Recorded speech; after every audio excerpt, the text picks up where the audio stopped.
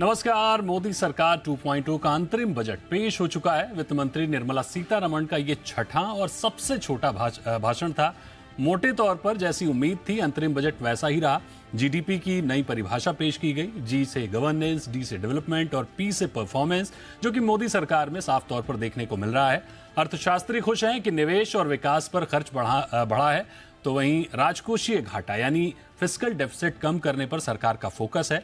वित्त वर्ष 2024-25 के लिए सरकार ने राजकोषीय घाटा जीडीपी का 5.1% रहने का अनुमान दिया है, तो वहीं पूंजीगत व्यय को 11% से अधिक बढ़ाकर 11,11,111 करोड़ कर दिया है।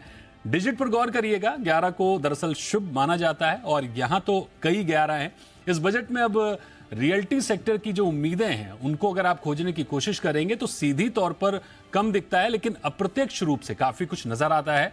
तो इंडस्ट्री एक्सपर्ट से ही जान लेते हैं कि अंतरिम बजट से इनकी क्या प्रतिक्रियाएं हैं इस बजट के बाद, और ये बजट इनको कितना उम्मीदों पर खरा उतर रहा है। इन सारी चीजों को समझते हैं। हमारे साथ कई मेहमान जुड़े हैं। हमारे साथ हैं मनन शाह, जो कि एमडी हैं MICL के। हमारे साथ प्रदीप अग्रवाल जी हैं, चेयरमैन हैं सिग्नेचर ग्लोबल के। हमारे साथ अश्विंदर जी हैं, जो कि CEO हैं भारतीय अर्बन के। और हमारे साथ गुलाम जिया जुड़ेंगे, senior ED Knight Frank India. तो सबसे पहले प्रदीप जी, मुझे आपके पास ही आना पड़ेगा कि मुझे लगता है कि आपकी वित्त मंत्री जी के साथ कुछ अलग मीटिंग होती है क्या, कि हर बजट में अफोर्डेबल हाउसिंग पर सबसे ज्यादा फोकस होता है? दीपक जी नमस्कार। बिल्कुल आपने ठीक कहा। देखिए, अफोर्डेबल हाउसिंग इस देश की नीड है। ऑफ कोर्स एक टर्म आज यूज की गई है जो बजट में बहुत प्रोमिनेंटली दिखी है, विकसित भारत की। आप ये देखिए, अगर हम 2047 में विकसित भारत की बात कर रहे हैं तो विकसित भारत में हर सर पर एक छत तो जरूर होगी। तो ऐसे में हाउसिंग के बिना कैसे आगे चला जा सकता है? और जिस देश की 95% से ज्यादा पॉपुलेशन अफोर्डेबल हाउसिंग को बिलोंग करती हो, तो मुझे लगता है अफोर्डेबल हाउसिंग उनके सेंटर में रहना ही था। आज जैसा रूरल एरियाज की बात की गई कि वहां पर 2 करोड़ से ज्यादा और घर बनाने का एक लक्ष्य दिया गया है, और अर्बन एरियाज में जो मिडिल क्लास है और ऐसे लोग जो अनऑथराइज कॉलोनीज में या चॉल्स में रहते हैं, उन लोगों की लाइफ भी अपलिफ्ट कैसे की जाए और कैसे उन्हें बेहतर घरों में माइग्रेट किया जाए, उसके ऊपर एक कमिटेशन दिखाई गई है। सो जैसे किसी घर की जो फाउंडेशन होती है, वो फाउंडेशन मुझे कहीं ना कहीं इस बजट में नजर आती है।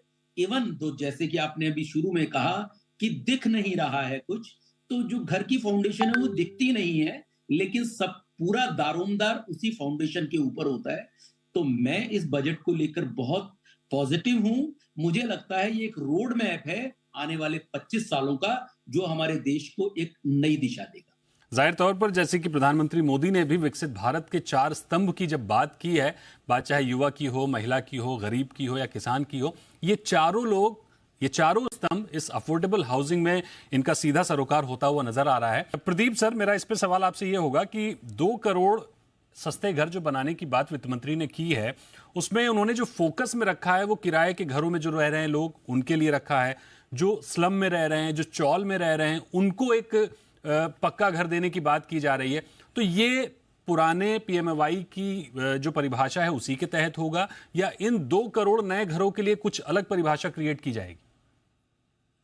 तो दीपक जी, जो 2 करोड़ घरों की बात है वो रूरल एरियाज की बात है, और जो मिडिल क्लास और जो चौल या अनऑथराइज कॉलोनीज की बात है वो अर्बन हाउसिंग की बात है, जो मेट्रो सिटीज या सब ऑफ द मेट्रो सिटीज में है। तो मुझे PMAY में लगता है। है कि अभी ये जो पॉलिसी है जो मिडिल क्लास वाली है, ये अभी जब नेक्स्ट बजट जुलाई के अंदर जब गवर्नमेंट फॉर्म होगी नई, उसके बाद जो आएगा उसमें ज्यादा विस्तार से समझ आ पाएगा।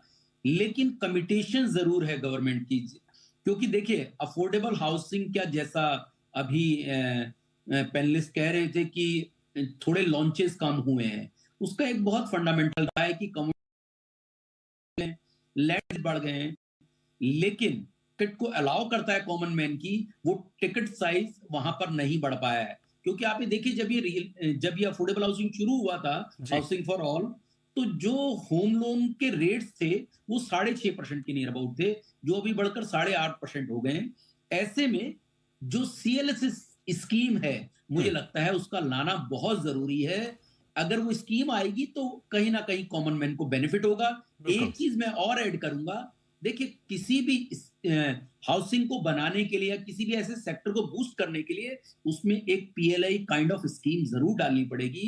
आज के all across the sector real estate में डिमांड है, तो कोई भी डेवलपर नहीं चाहता कि मैं अफोर्डेबल हाउसिंग में बहुत ज्यादा काम करूं, क्योंकि उसे दूसरे जो प्रीमियम हाउसिंग है उसमें बेनिफिट मिल रहा है। मुझे मार्जिन्स कम लगता है। है वहां अगर थोड़ा सा क्रेज बनाना है तो उसके लिए थोड़ा कोई एक इंसेंटिवाइज करना पड़ेगा डेवलपर्स बिल्कुल। को, जैसे पहले भी गवर्नमेंट करती रही है। नहीं, बिल्कुल सही कहा आपने कहा, क्योंकि हमने बजट से पहले भी कई शोज किए थे जिसमें अफोर्डेबल हाउसिंग से जो डेवलपर्स का मन मुटाव एक तरह से कह सकते हैं, या जो नहीं इंटरेस्ट उनका डेवलप हो रहा था, वो बेसिक कारण यही था क्योंकि ज़मीन बहुत महंगी है। लोग चाह रहे थे कि सरकारी ज़मीन मिले जिस पे हम डेवलप कर पाएं, इंसेंटिव्स मिले, जो दिखा नहीं इस बजट में। हालांकि 2 करोड़ नए घर बनाने की बात की है, अब फुल फ्लैश बजट में हो सकता है कुछ और ज़्यादा की ऐलान हो सके। रियल एस्टेट टॉपिक ही ऐसा है जिस पे आप कितनी भी देर बात करें वो कम ही पड़ती है। हालांकि हमारे पास समय बहुत कम है। ओवरऑल जो हमारे एक्सपर्ट्स की राय निकल कर आ रही है कि इस बार का भी जो बजट है उसमें फोकस वहां किया गया है जहां फोकस करने की वास्तव में जरूरत है। जो 4 स्तंभ प्रधानमंत्री मोदी ने बताए उन्हीं पर फोकस होते हुए दिख रहा है। अफोर्डेबल हाउसिंग पर जिसकी सबसे ज्यादा जरूरत है। हाँ, लग्जरी में भी डिमांड है और इंडस्ट्री की डिमांड होनी चाहिए, पूरी नहीं हुई उसकी वजह कुछ और हो सकती है। अगले बजट में देखेंगे क्या कुछ आता है। तो बहुत शुक्रिया करेंगे मनन जी, गुलाम सर, प्रदीप सर और अश्विंदर जी हमारे साथ जुड़ने के लिए और चर्चा में शामिल होने के लिए।